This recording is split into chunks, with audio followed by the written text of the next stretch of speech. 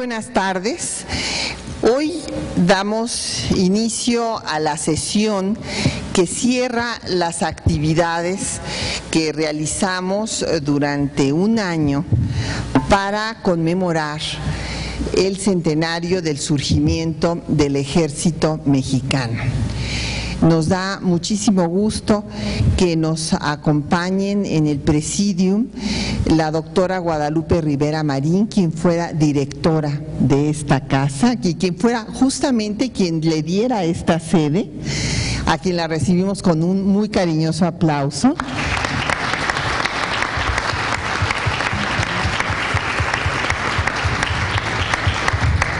El señor general Jaime López Reyes, rector de la Universidad del Ejército.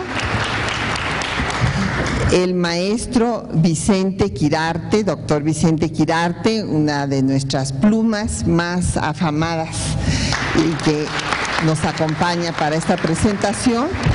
Y nuestro colega y amigo, el historiador doctor Bernardo Ibarrola.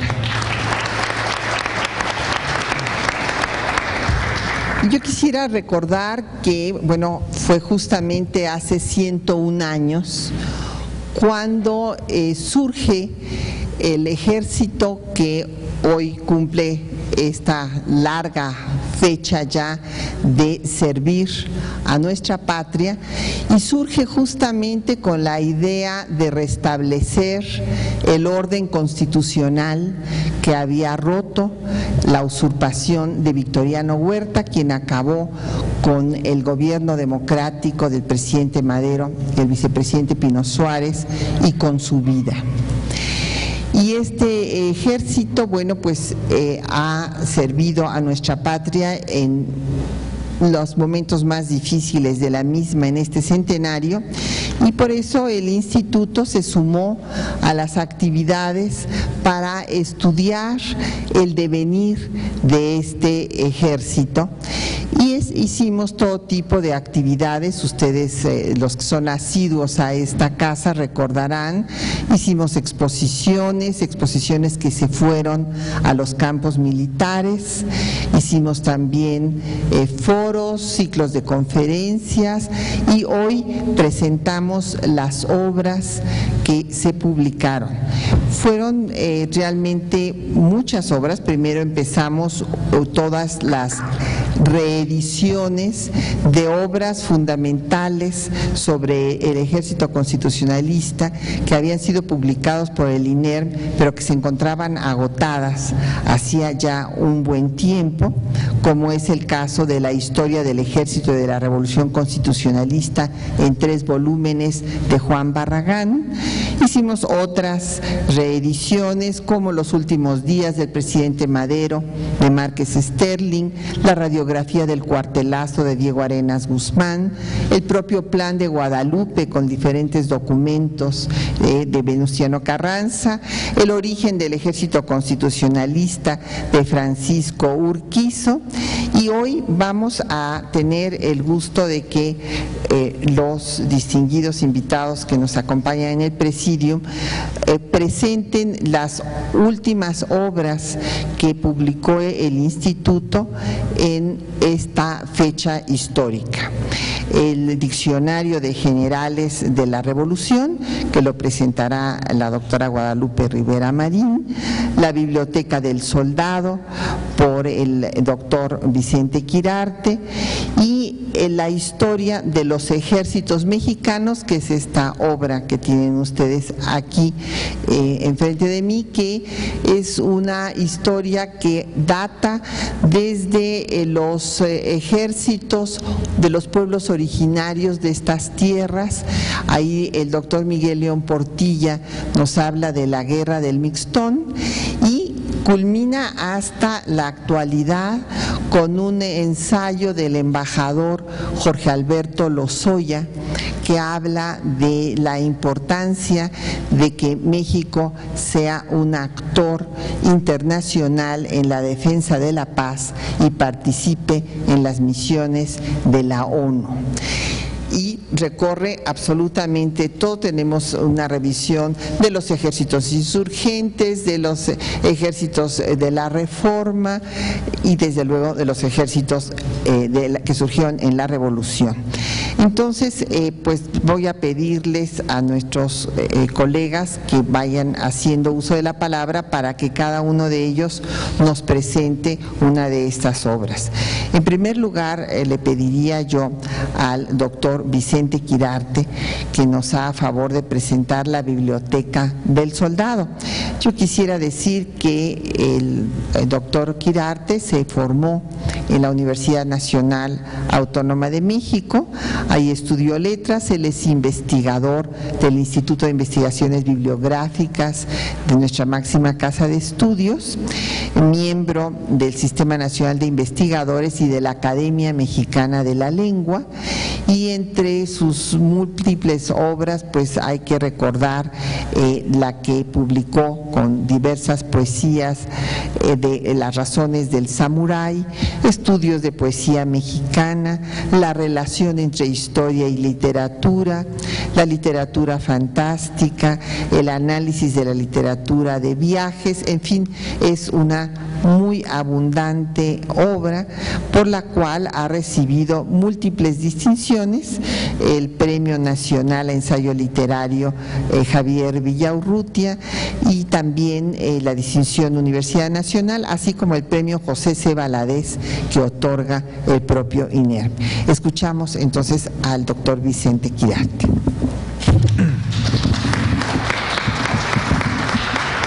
Muchas gracias, querida doctora Galeana. Muy buenas tardes a todos. En 2010 dimos inicio a la conmemoración de fechas centenarias. Conforme avanza el siglo, nuevas efemérides exigen el funcionamiento integral de la memoria.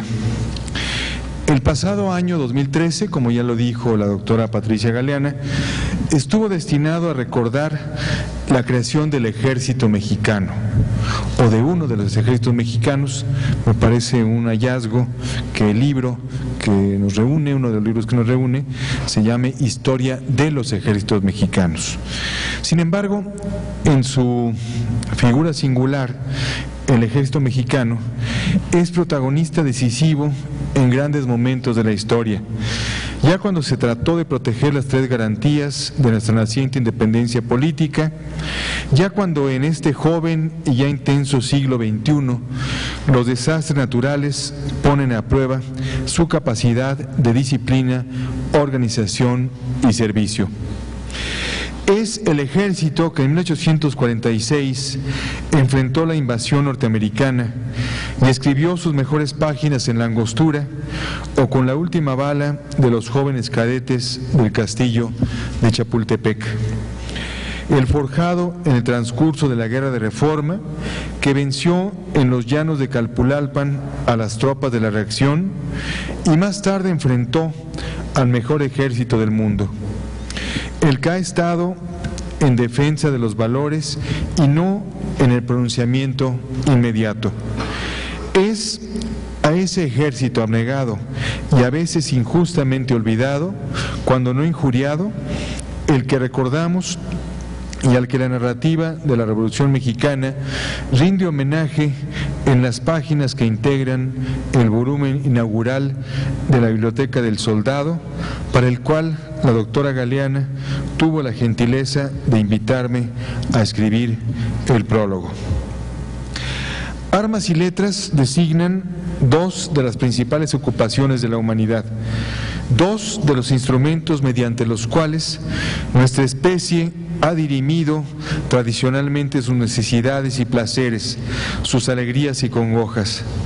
Miguel de Cervantes se encargó de separarlas y enaltecerlas en el discurso del capítulo 38 de la primera parte de Don Quijote, donde escribe: dicen las letras que sin ellas no se podrían sustentar las armas, porque la guerra tiene también sus leyes y está sujeta a ellas, y que las leyes caen debajo de lo que son letras y letrados.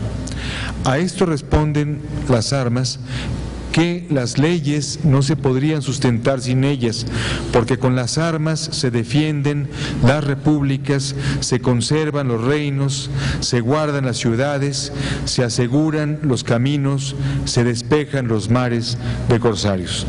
Hasta aquí Cervantes.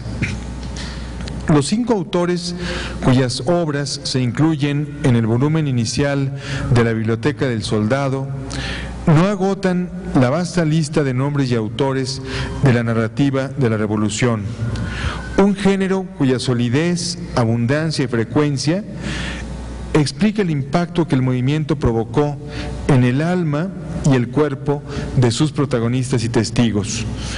Distingue a los escritores haber participado directamente de los hechos narrados y trasladarlos a la página de acuerdo con diversas estructuras literarias y animados por la espuela de la imaginación. Destaca además en ellos la participación en un ejército formado en medio de acontecimientos que se sucedían vertiginosamente.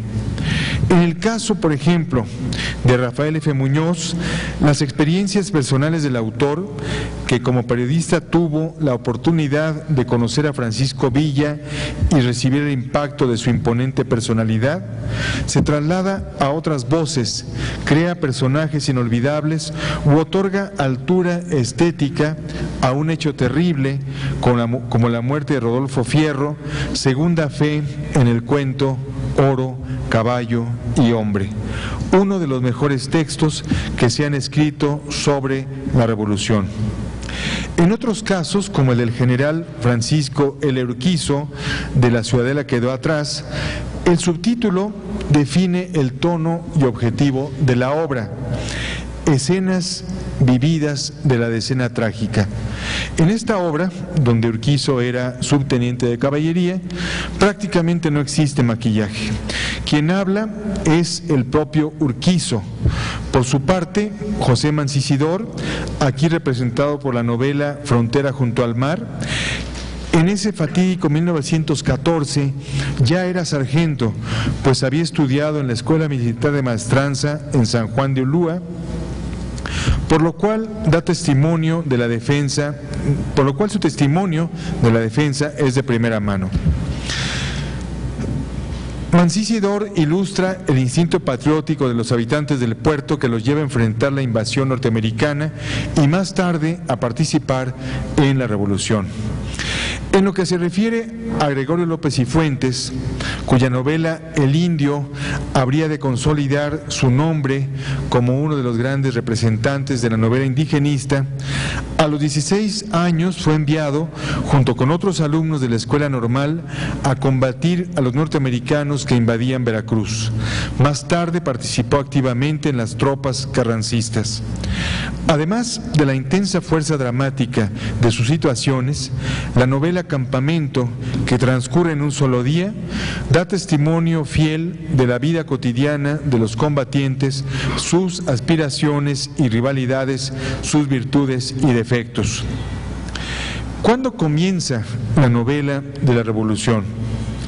Uno de sus más asiduos cultivadores, el que da tema y nombre a los sucesos iniciales del movimiento, es Mariano Zuela, que en una obra como Los Caciques da cuerpo literario de manera inmediata a los sucesos revolucionarios que se suceden de manera vertiginosa.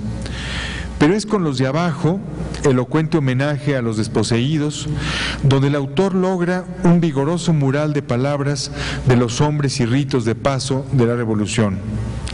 La novela apareció en 1916, cuando el movimiento aún se encuentra en proceso, el mismo año en que muere Victoriano Huerta, prisionero y en el exilio. Venustiano Carranza es reconocido por varios gobiernos extranjeros y Francisco Villa es declarado fuera de la ley.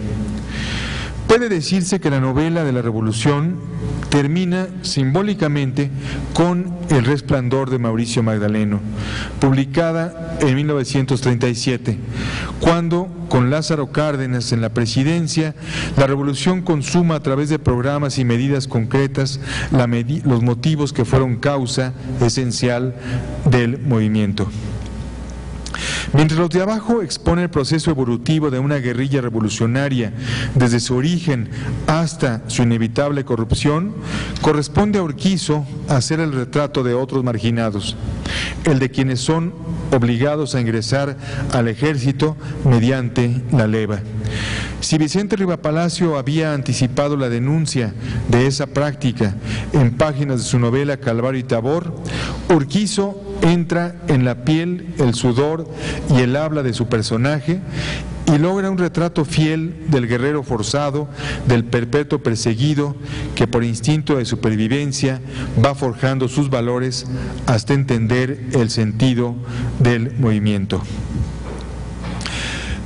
La revolución hay en los indígenas a su carne de cañón, pero también a sus héroes, que saltan del anonimato a la leyenda y se incorporan a la memoria colectiva a través del corrido. Nuevamente actúan en el escenario de la historia los oprimidos, los olvidados, los de abajo. La participación guerrera de un grupo campesino se convierte en otro cantar de gesta, pero ahora con un mayor número de registros, palabras, expresiones, accidentes geográficos, modos de comportamiento como la comida, que la parsimonia indígena convierte en diaria ceremonia, hacen de la literatura nacida durante y después de los años de la contienda en emblema de una literatura nacional, que la revolución consumada habrá de canonizar y celebrar en sus ritos de paso. La presencia de nuestra sangre más antigua salta a la vista a cada momento. La proverbial paciencia indígena se manifiesta en la serenidad ante la cual la tropa aguarda la salida de los trenes, la cual se posponía horas o días, como se lee en Se llevaron el cañón para Bachimba, de Rafael F. Muñoz. El destino de las comunidades indígenas que eran forzadas a integrarse a la lucha revolucionaria aparece ilustrada en el protagonista de Tropa Vieja, donde Urquizo hace al mismo tiempo una novela de formación y una síntesis del paso vertiginoso del tiempo revolucionario. Esta forma de ver el mundo está presente en los versos estoicos y cínicos, tiernos y rijosos de la canción El Abandonado, que la revolución habría de incorporar tanto a su repertorio como a su poética vital. Abandonado por mis propios actos, pero abandonado desde siempre, y como consuelo, abandonado por el amor de Dios.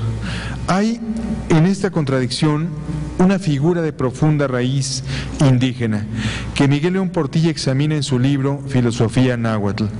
Se trata del mo neneque, que nuestro maestro traduce como hace por sí, a partir de sí, lo que se le antoja.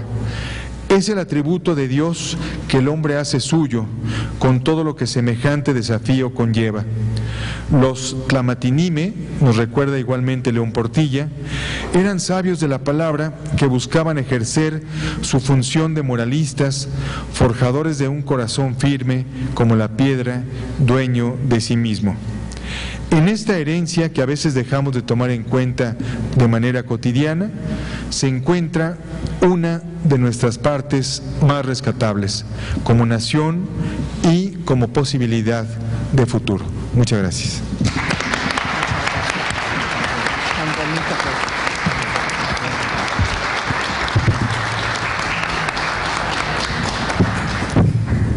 Muchas gracias al doctor Vicente Quirarte. A continuación, invitaríamos a la doctora Guadalupe Rivera Marín a que nos haga la presentación del diccionario de los generales revolucionarios, que yo quisiera decir brevemente que, bueno, ya había mencionado que ella dirigió esta casa pues casi una década, y en esa década ella hizo una obra fundamental fundamental entre los muchos trabajos que coordinó y publicó está el Diccionario Bibliográfico de la Revolución Mexicana, una obra clásica para estudiar este periodo de nuestra historia. Entonces, esa obra fue la que sirvió de base, de punto de partida, para que los investigadores del instituto, coordinados por Carlos Betancourt, hicieran esta actualización de la misma y seleccionaran a los generales de la revolución. Y yo quisiera decir además que bueno, para nosotros es un gran gusto que la doctora Guadalupe Rivera Marín siga siendo uno de los pilares aquí de nuestra institución. Te escuchamos. Gracias.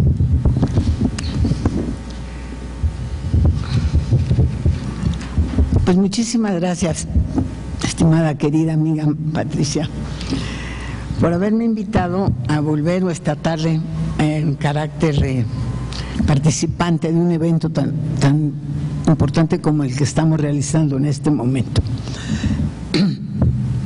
Hacía mucho tiempo, 10 años, que no venía yo al instituto, por obvias razones. Y ahora que he regresado, pues, estoy sumamente emocionada porque veo el esfuerzo que estás haciendo y los señores que nos acompañan esta tarde en esta mesa y ustedes, personas que nos acompañan como escuchas, el esfuerzo que se está haciendo por darle nueva vida a este instituto. Me da tristeza reconocer que durante algunos años decayó nuestra actitud, nuestra actividad, que había sido siempre encaminada a dar a conocer ampliamente lo que fue la gran Revolución Mexicana. Durante 60 años, quienes me presidieron en la dirección del instituto fueron maestros de un gran prestigio, fueron grandes personalidades como don Salvador Azuela, quien por muchos años fue quien lo dirigiera, quienes se ocuparon de dar a conocer a través de la investigación de sus escritos, de su vida, de sus discursos, de su actividad política, lo que había sido el gran movimiento de la Revolución Mexicana. Y para nosotros, quienes nos ocupamos después de dirigir el instituto, también fueron 10 años en que tratamos de retomar y continuar la obra de los maestros que nos habían antecedido. Entre las obras que hicimos, como lo mencionó la maestra, la doctora Patricia Galeana, fue la edición del Diccionario de la Revolución Mexicana, una obra que reunimos en ella la historia de la revolución en cada uno de los 32 estados de la República, mencionando a quienes habían participado, de los habitantes de estos estados, a quienes habían participado con diferente forma, fuera a través de las letras, a través de la acción política, a través del ejercicio militar en la revolución. Así que hoy, en este momento,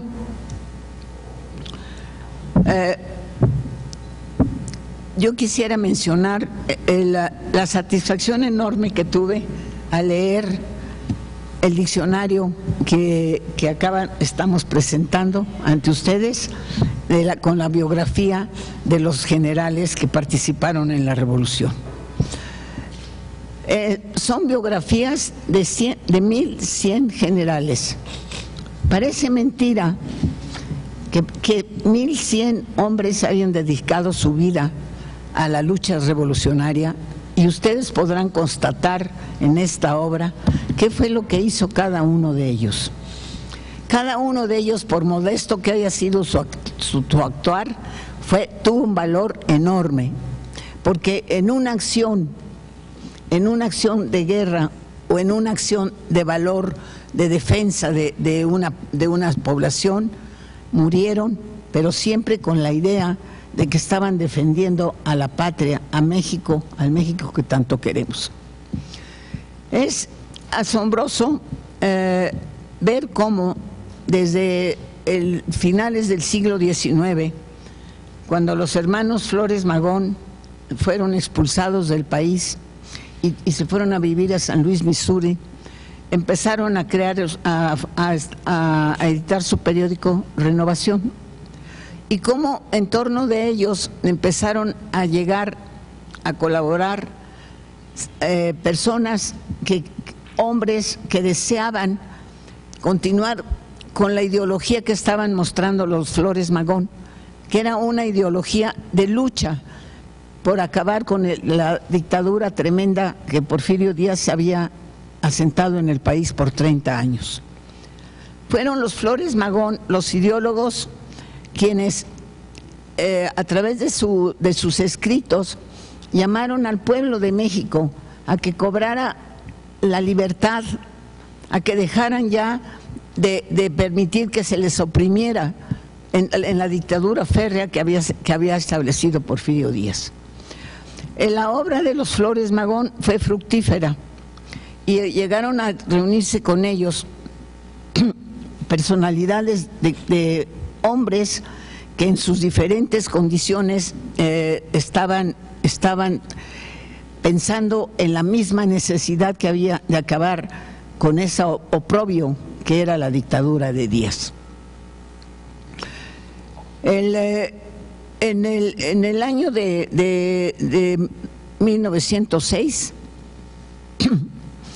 ocurrieron dos hechos que demostraban lo que era el gobierno de Porfirio Díaz. La huelga de los obreros textileros de Río Blanco, en Orizaba, y la huelga de los trabajadores mineros de Cananea. Estas dos huelgas fueron hechas por el pueblo oprimido, por quienes ya estaban verdaderamente clamando porque las condiciones de trabajo variaran y por la necesidad de volver a la libertad y dejar de vivir en la esclavitud. En la huelga de Río Blanco, no solamente fueron los obreros, los textileros, los quienes murieron, fueron con ellos sus compañeras, las mujeres que también sufrían las penalidades de una vida oprobiosa, como era la que llevaban debido a la situación política social que prevalecía, de esclavitud de las clases bajas. Y al mismo tiempo que en estas dos huelgas se empezó a manifestar ya el descontento en todo el país, los hombres que ya estaban fastidiados, cansados, hartos, se unieron con los Flores Magón y fueron empezando a crear pequeños grupos que se armaban como podían para empezar ya la gran revolución que fue la Revolución Mexicana. En el libro, lo que es asombroso del libro es que cualquier página que uno abre y que empieza a leer la vida de uno de estos generales que participaron en la revolución, se da uno cuenta de cuál era la terrible situación que se estaba viviendo en México, de cómo era imposible que el país siguiera en esas condiciones sociales, de miseria, de hambre, de diferencia entre las clases sociales, de la esclavitud que tenía el campesino en la tierra de las grandes haciendas que se habían constituido en enormes y terribles latifundios, en las fábricas que empezaban a operar generalmente por extranjeros en pésimas condiciones de trabajo para quienes en ellos laboraban. Va uno leyendo, abre uno el libro. Yo les aconsejaría que si tienen ustedes el deseo de conocer lo que fuimos, la verdadera historia de la revolución, de por qué se hizo la revolución y cómo se hizo, adquieran el libro, porque en cualquier página que ustedes abran se van a dar cuenta del valor de estos 1100 generales que de diferente manera actuaron, algunos por unos cuantos días, porque después de su levantamiento como generales fueron prisioneros y los mataron. Hay historias de algún general que luchó por 3 o 4 meses, fue aprehendido y después fusilado. Pero hay historias que se van encadenando una con otra, en donde un general empieza como oficial, empieza a surgir, a hacer sus luchas, a pelear, a ir ganando batallas, y de repente se da cuenta que la persona, que el general, que es la alta autoridad a la que él está sirviendo, está traicionando los propios intereses del pueblo. ¿Y qué sucede?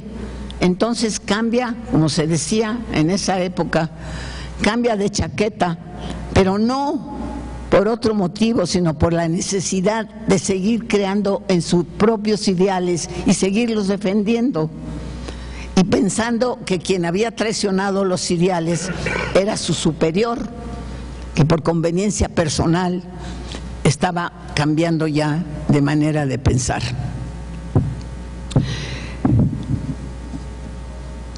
Cuando Francisco Madero decide, que era, como todos sabemos, un hombre de bien, de una familia con plena ideología nacionalista, que habían creado una fortuna de carácter nacionalista en Coahuila. Cuando Francisco I. Madero decide lanzar su candidatura a la presidencia de la República, lo hace pidiendo la no reelección y el sufragio efectivo. Esa es su bandera. Y con gran sorpresa de él, al poco tiempo, hombres de su misma ideología, con su misma mentalidad, se le unen. Y de esta manera llegan a constituir un ejército que va a defender sus ideales, al frente del cual, a la muerte del propio Madero, quedará Venustiano Carranza. Y cómo Venustiano Carranza, a su vez, sin haber tenido experiencia en armas, se vuelve él un jefe que no aceptó ser jefe político militar. Cuando le dijeron, usted merece tener un grado si va a ser quien sea nuestro conductor, Carranza dice, no, yo voy a ser el jefe del gobierno, pero no me voy a atribuir ningún grado de militar, porque quiero tener a mi cargo un ejército ordenado, disciplinado, y que surja del pueblo, y que cada quien por sus propios méritos vaya ascendiendo y vaya obteniendo grados que en la misma lucha, en las mismas batallas, se les vayan siendo otorgados por sus superiores. De esta manera podemos ver cómo personalidades como por ejemplo Lucio Blanco, que empieza con los Flores Magón, cuando los Flores Magón forman su grupo, va surgiendo como un gran militar sin haber tenido experiencia anterior. Y luego en la biografía de Lucio Blanco se menciona con quiénes operó, quiénes estuvieron a su lado, quiénes contribuyeron en batallas y cómo él mismo fue ascendiendo en grados militares. Y al leer esas páginas, entonces uno descubre quiénes eran los amigos de Lucio Blanco y quiénes eran los enemigos de Lucio Blanco, y cómo los generales estaban ya organizados en bandos, por llamarlo de alguna manera, diferentes, contrarios, pero que a la vez luchaban por el poder, por querer ascender, pero siempre con la idea de que el ejército trajera mejores condiciones de vida en el país. Es decir, todos ellos fueron revolucionarios que buscaron con un interés vital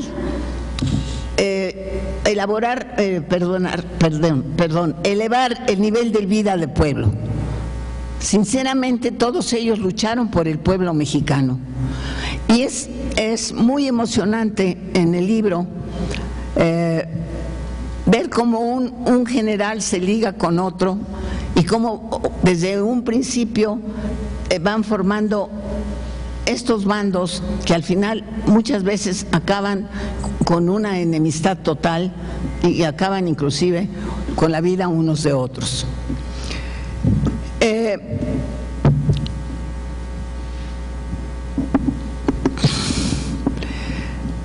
Va uno sintiendo en la lectura de estas vidas el esfuerzo que ha costado a nosotros los mexicanos, que nos ha costado poder llegar a tener el país que hoy tenemos.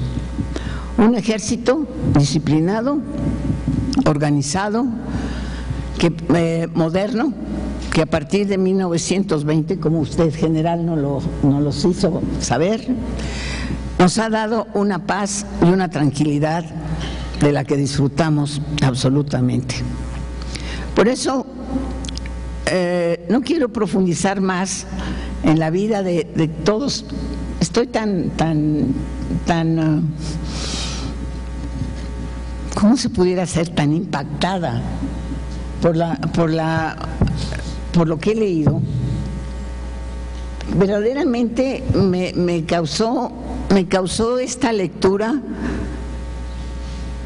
un cambio total en la visión que yo tenía acerca de la Revolución Mexicana.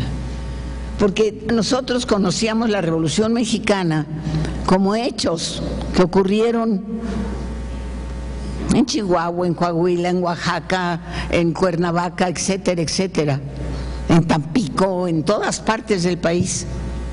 Pero no teníamos idea quiénes estaban detrás de esos hechos y quiénes eran y cómo eran.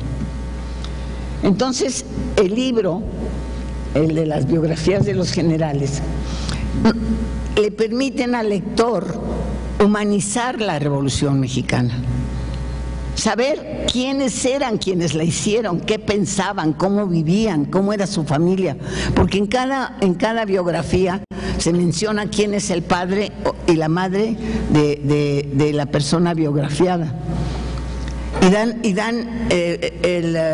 Los investigadores tuvieron el acierto de dar noticias de cómo vivían estas personas. Es decir, al leer el libro de la biografía de los generales, la revolución se vuelve humana. Deja de ser una estructura sólida, fuerte, que hemos visto en los monumentos dedicados a la revolución, en el gran monumento a la revolución. Esa estructura, que es una estructura de concreto, cobra vida. Y cobra vida porque al saber quiénes los que están enterrados ahí, Cárdenas y Calles, fueron en persona, cómo vivieron, cómo se formaron como militares, cómo se traicionaron entre ellos mismos. Y el sentido entonces del monumento deja de ser un monumento de concreto para convertirse en un monumento con vida, con entendimiento. Y esto gracias al libro, en donde podemos saber quiénes fueron Lázaro Cárdenas y quién fue Plutarco Elías Calles. Muchísimas gracias.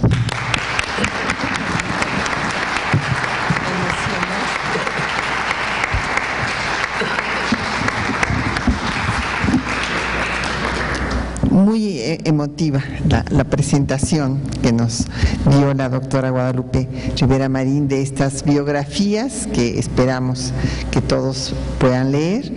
Y ahora pues toca turno al libro de la historia de los ejércitos mexicanos. Esta obra colectiva que hace este repaso de los diversos ejércitos que ha tenido nuestra nación. Va a hablar en primer término el doctor Bernardo Ibarrola. Él es historiador, es doctor en América Latina Contemporánea por el Instituto Universitario de Investigación Ortega y Gasset. Ha recibido distinciones como la de jóvenes académicos en el área de docencia en ciencias sociales, la medalla Gabino Barrera, que se da a los mejores promedios en nuestra universidad, es catedrático de la Facultad de Filosofía y Letras, y entre sus obras es coautor de El huertismo, la contrarrevolución y reforma, y de las fuerzas militares y la fundación del Estado Liberal Mexicano, entre otros trabajos. Escuchamos al doctor Ibarrola. Muchas gracias, doctora. Muy buenas tardes. Comienzo por agradecer por la invitación. Para mí es un honor y un gusto estar aquí para presentar este libro.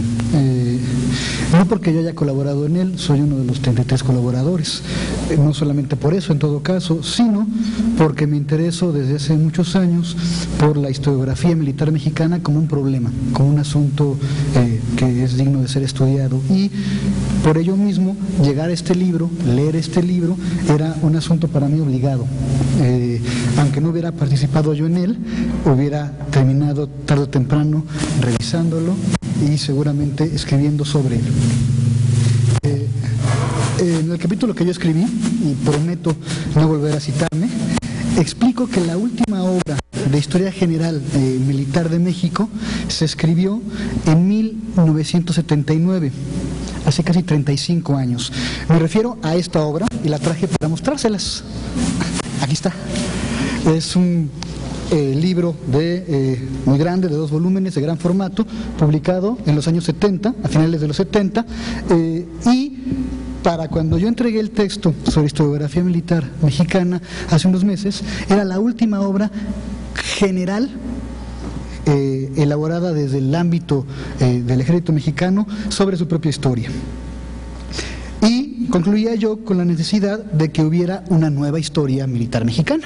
Bueno, de alguna manera, en cierta medida, la obra que estamos el día de hoy presentando es esa obra que se pedía, o que yo pedía. En todo caso es un adelanto importante de la obra y es muy prometedor como adelanto. Creo que vale la pena que hable de ella por contraste con la anterior. La versión anterior, que se llama El Ejército y Fuerza Aérea Mexicanos, pertenece a una generación ya superada de la historiografía militar en México.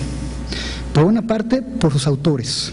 Fue escrita exclusivamente por generales del ejército mexicano, todos ellos estupendos escritores, profundos conocedores de la historia del país, en particular de la historia militar. Me refiero a los generales León Toral, Sánchez Lamego, Mendoza Vallejo, Garfias Magaña y Martínez Caraza. Pero el hecho de que el trabajo se haya confiado a la pluma de 5 generales en 79 haría parecer que el mundo académico mexicano en 79 no contaba con historiadores capacitados para llevar a cabo ese trabajo. Y esto es, como todos ustedes saben, totalmente falso.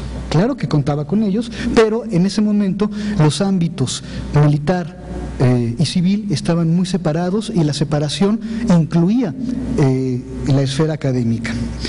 Esto en lo que atañe a los autores. Por los objetivos, que es mucho más importante. El libro, el anterior, explica en su introducción que su objetivo es narrar la vida de una misma institución y explicar el presente de esta, es decir, del ejército mexicano, en función de su pasado, como si el ejército mexicano fuera una realidad inmanente, esencial de la nación mexicana y no un actor y resultado de esos procesos históricos, de su propia historia. Dice en la introducción, cito textualmente: la historia recoge y narra las acciones y las tradiciones, transmitiéndolas a la posteridad. Esta obra expone hechos del Ejército y Fuerza Aérea mexicanos y también narra las acciones que ha ejecutado nuestro ejército como factor de integración, organización y defensa de los logros mexicanos hasta llegar al país que hoy tenemos. Hasta aquí la obra anterior, que es además y que sigue siendo una obra que se utiliza muy frecuentemente, tiene una gran cantidad de información, está muy bien armada y tiene una gran virtud, es general. Pero sobre ella hablaré un poquito más tarde. Voy ahora a la obra que estamos presentando. Ya lo mencionó hace un momento el doctor Quirarte.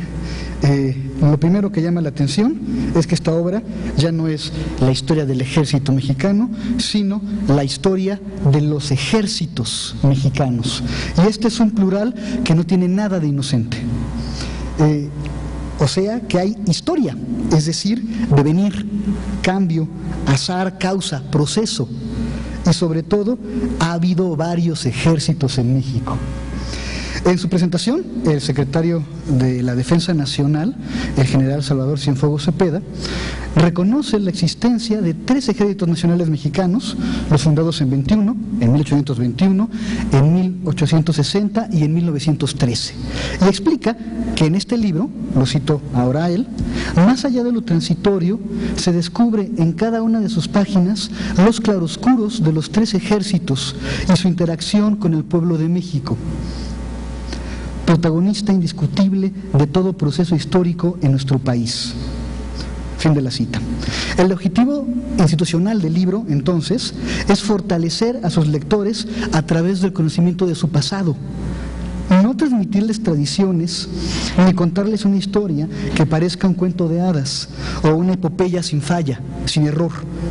Es contar la historia, no porque sea perfecta, sino porque, como explicó don Edmundo Gorman, porque esa historia es la nuestra, porque es nuestra historia. Y eso me parece una transformación fundamental y que hay que señalar. Esto en lo que se refiere a la idea principal del libro, que anima el libro. Si los objetivos son distintos, los medios para llevarlos a cabo también tienen que serlo. En el ejército, al día de hoy, sin duda conozco a algunos generales, oficiales, que tienen una enorme afición y un profundo conocimiento de la historia del país, y que habría podido emprender una obra semejante a la de hace 35 años. Sin embargo, era mejor, evidentemente, a todas luces era mejor, que el trabajo fuera confiado a historiadores profesionales, provenientes del mundo civil. Y en efecto, la gran mayoría de los 32 autores que están aquí, en el libro que estamos presentando ahora, se formó en escuelas profesionales de historiadores, y trabaja en el mundo académico. Se trata, pues, de un libro fundamentalmente escrito por académicos profesionales civiles. Si la apertura del ejército se hace patente en este hecho, el proceso de enriquecimiento del ejército también, pues dentro de este grupo de historiadores profesionales tenemos 4 autores que son oficiales en activo del ejército mexicano y que escriben historia no por afición o por default o por obligación, sino por formación. 3 de ellos ingresaron al Instituto Armado con una licenciatura en Historia y uno la obtuvo algunos lustros después de haber egresado del Colegio Militar. Se trata de una generación nueva de militares historiadores que conocen realmente desde un ámbito profesional ambos mundos. Una treintena de académicos y profesionales para los cuales los asuntos militares del pasado mexicano son materia cotidiana de estudio, de reflexión, de trabajo, tenían que generar una obra por lo menos rica, compleja, necesariamente polifacética. A diferencia de del ejército y la Fuerza Aérea Mexicana, la historia de los ejércitos mexicanos, la actual, prefirió abarcar menos y apretar más, por utilizar el refrán. Es decir, prefirió sacrificar sistemáticamente la elaboración de panoramas generales de épocas y prefirió profundizar en temas, en asuntos específicos, elaborados, eso sí, por especialistas reconocidos en cada uno de los temas. Tengo preparada aquí una larga lista de todos los colaboradores que voy a abreviar, porque si no nos sería un trabajo, creo yo, que necesariamente largo. Intento tener o presentarles el espíritu de lo que quiero decir. En efecto, como dijo la doctora Galeana al iniciar este evento, tenemos 32, 33 ensayos que comienzan desde el mundo indígena anterior a la conquista y que no terminan en el presente. En eso no estoy de acuerdo, terminan en el futuro, porque el último texto es de prospectiva. Es decir, es un texto que está planteando escenarios posibles. Entonces tenemos un espectro amplísimo de trabajos que se abordan de maneras muy distintas. Hay, sí, más en el mundo indígena, visiones y presentaciones generales. Hay una muy significativa falta de trabajos del mundo colonial. Luego tenemos algunos trabajos del mundo o del proceso de independencia, el siglo XIX, básicamente a través de biografías de liberales, y luego tenemos una, me parece que bien liberada, de la revolución, que se ocupa tanto de ejércitos como de procesos como de personajes. Es un libro que no le tiene miedo a las biografías.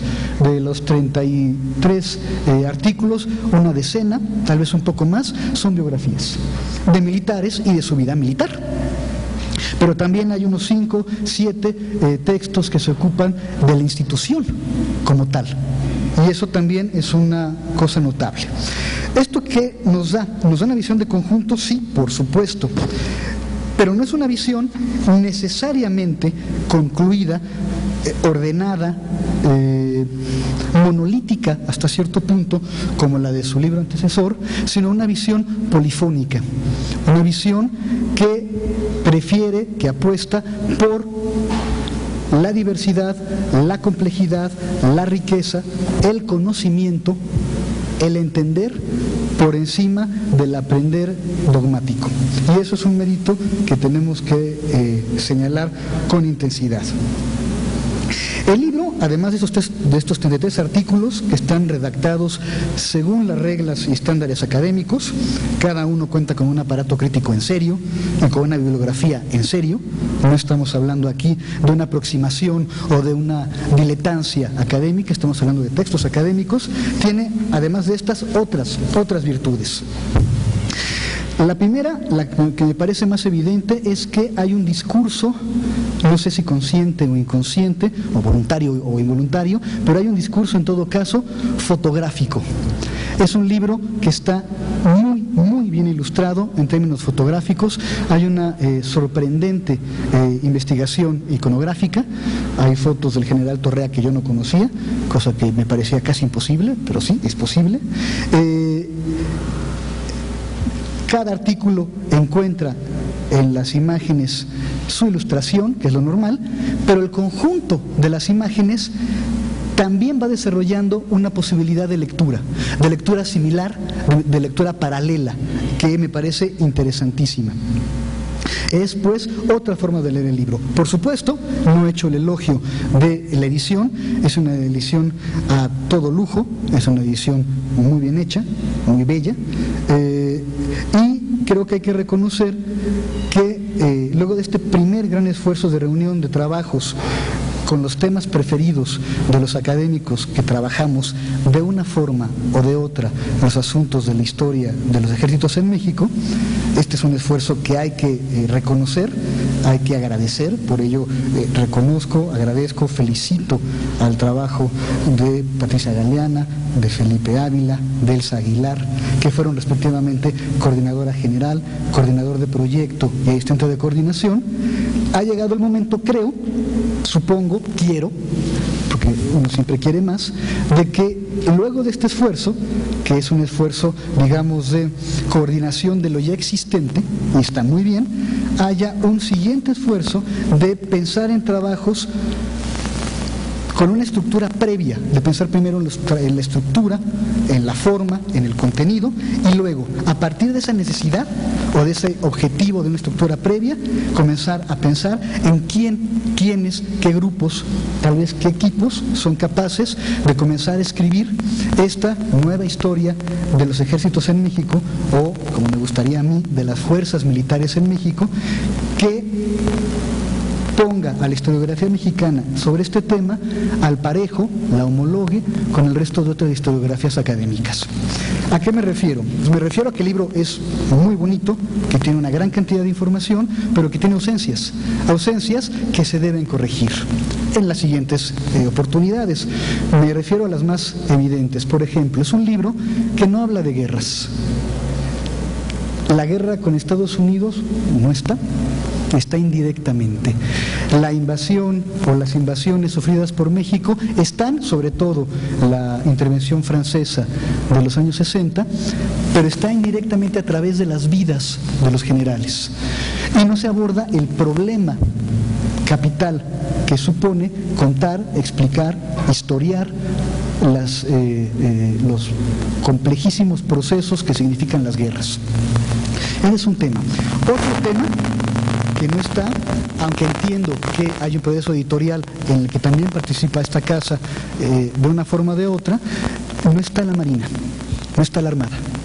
Y es otro tema que está incluido y que es parte, vamos a cambiar de micrófono, ya está, y que es parte de el devenir militar de este país. Creo que en esta obra que me gustaría, y de la que esta primera es evidentemente un estupendo punto de partida, se podrían hablar específicamente de muchas otras cosas de forma muy ordenada. Por ejemplo, además de las guerras, además de la Marina, de temas específicos en medianas duraciones o en largas duraciones. Pienso en el reclutamiento, por ejemplo, en la formación de oficiales, en la transformación de la doctrina y de la práctica militar.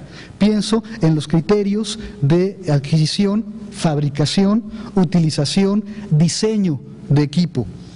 Pienso en las relaciones internacionales entre México, pero específicamente sus institutos armados y el resto del mundo. En todo caso, hago votos porque este libro sea leído y apreciado en la medida de su valor, que es mucho. Casi me atrevería a decir que su valor es mayor que su belleza, y su belleza es también muchísima. No estaría mal para ello, para que sea muy leído, que además de esta edición de lujo que ahora presentamos, se pensara en una edición de bolsillo, con un tiraje mucho mayor. Para concluir, quiero darme la enhorabuena por la aparición de este libro, porque ahora leyéndolo, hojeándolo, revisándolo, podemos comprender mejor el devenir del tiempo de unos actores fundamentales de la historia de nuestro país, sus ejércitos. Por su atención, muchas gracias.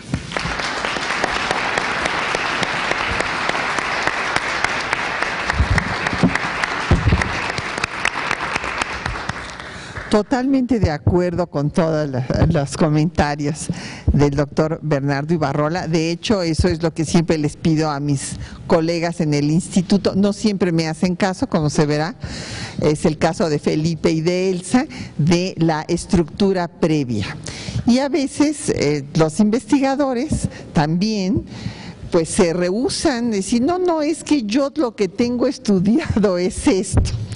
Pero bueno, tenemos que forzarlos justamente a que llenen los vacíos que haya que llenar.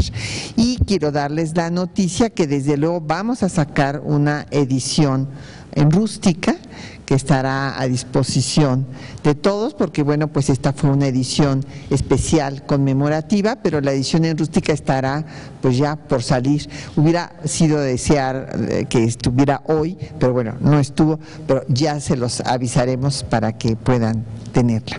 Vamos entonces ahora a cerrar esta mesa y este año de celebración del Ejército actual de México, con la participación del general de brigada, diplomado del Estado Mayor, Jaime López Reyes. Él es director general y rector de la Universidad del Ejército y la Fuerza Aérea.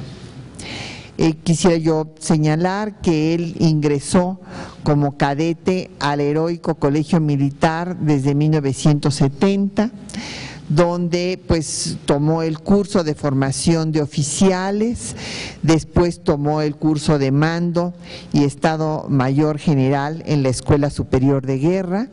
Posteriormente hizo su maestría en Administración para la Seguridad y Defensa Nacionales en el Colegio de Defensa Nacional y ha tenido diversos cargos militares, tanto como comandante de batallones de infantería, como subdirector general de Educación Militar y vicerrector de la Universidad del Ejército y Fuerza Aérea, como director del Centro de Estudios del Ejército y Fuerza Aérea, director de la Escuela Superior de Guerra y, como ya dije, actualmente es el director general y el rector de la Universidad del Ejército y la Fuerza Aérea de México. Escuchamos, señor general. Bueno, buenas tardes. Pues realmente no es la presentación del libro porque el doctor Ibarrola hizo una descripción muy completa de la misma. Sin embargo, sí quiero destacar como miembro del Ejército la importancia de esta obra y también quiero destacar los cambios que están viviéndose al interior del Ejército. Esto nunca se había dado, estar con ustedes. Ya cumplimos 100 años como Ejército, ya estamos iniciando otros 100 años, que así espero sea. Y precisamente estar acordes a las necesidades de México es importante para nosotros. Conocer México, conocer su historia, conocer todo lo que ha costado hacer este gran país que es México, a todos los mexicanos debe de llenar de orgullo. No ha sido fácil el camino. Vemos la historia de México desde que nos hicimos dependientes, sin dinero, militarmente hablando, con tropas muy mal adiestradas. Pues ha costado trabajo, el país dividido, gran extensión territorial, diversas condiciones geográficas, y ese es nuestro país. Y amalgamar ideas, pensamientos y unificarnos hacia un objetivo que es México, créanme que como mexicanos siento muy orgulloso que hemos logrado todo esto. Y no es logro nomás de nosotros los militares, sino creo que todos los ciudadanos mexicanos nos debemos sentir orgullosos de esto, precisamente de este logro, y que aquí estamos nosotros. La maestra precisamente en la introducción decía que a diferencia de otros ejércitos, nuestras Fuerzas Armadas tienen un origen popular. No somos elitistas. Todos nosotros estamos en el ejército, nos preparamos a diario, trabajamos con mucho ahínco, queremos cooperar, queremos ayudar a esta grandeza de México. Nos inquietan las inseguridades, como lo dice el doctor Ibarrola, hay desafíos. Esta obra apenas, para mí, es la simiente de muchos trabajos. ¿Cómo nos vamos a preparar para hacer frente a ellos? ¿Cómo vamos a crecer? ¿Cómo vamos a apoyarnos como mexicanos? Así como hablamos de ejércitos de México, podemos hablar de cuántos Méxicos ha habido. Y creo que lo mejor sería pensar que pensemos en un solo México, que seamos todos nosotros en el futuro. Y que todos vamos a trabajar, pero para poder pensar eso necesitamos saber nuestra historia. Hacer una mirada retrospectiva de dónde venimos, qué somos, para saber hacia dónde vamos y qué queremos ser. Es lo que nos permite este tipo de obras. Y son comentarios interesantes que he escuchado. Por ejemplo, la guerra es un fenómeno para el estudio social, pero que es muy difícil vivirlo. Y que los militares no lo queremos. Sin embargo, sí nos preparamos para ello. Pero nos preparamos por el país. Somos el bastión de defensa del país. Somos los primeros que haremos frente a una agresión externa. Esa es nuestra política. Por eso es que, como dijo el señor secretario de Defensa Nacional, no podemos tenemos que hablar con mucha justeza respecto a las Fuerzas Armadas en el desarrollo del país. El secretario de Educación Pública también dice que no se puede entender la historia de México sin conocer la historia de las Fuerzas Armadas. Entonces, estos contenidos que tiene el libro que se presenta hoy, nos permite a todos los mexicanos conocer a sus ejércitos precisamente. Y yo también como militar, ahora que lo leí, que tuve la oportunidad de estar consultándolo, hay datos muy valiosos. Y la valía es de que no lo dicen militares como en otras ocasiones se dijo. Son gente estudiosa, historiadores, que tienen una forma diferente de ver las cosas, no precisamente militar, pero sí lo importante es de que sí se destaca en toda la obra, se destaca cuán importante es la existencia de las Fuerzas Armadas. Y yo como militar lo puedo traducir con una palabra muy sencilla, que es la seguridad. A eso vamos nosotros. Si hablamos de una nación, de un país, de un pueblo, desde que es clan, desde esa pequeña célula que hubo necesidad de dar seguridad para desarrollarnos. Como país necesitamos seguridad. Y la seguridad del país está depositada en las Fuerzas Armadas. Luego entonces, cuando uno tiene acceso a como dicen, es muy bello en presentación, pero es mejor en contenidos. Todos los mexicanos lo debemos de leer en realidad. Nos va a dar conocimiento, pero nos va a dar también muchas inquietudes. Vamos a querer estudiar más, y ese querer estudiar más va a ser conocer mejor a nuestro país. Tampoco quiero abundar en lo dicho, realmente yo invito a que la lectura, que la disfrutemos, y lo que sí estoy seguro es que la historia de México no es privativa de nosotros los militares, sino que es de todos nosotros los mexicanos. Muchas gracias.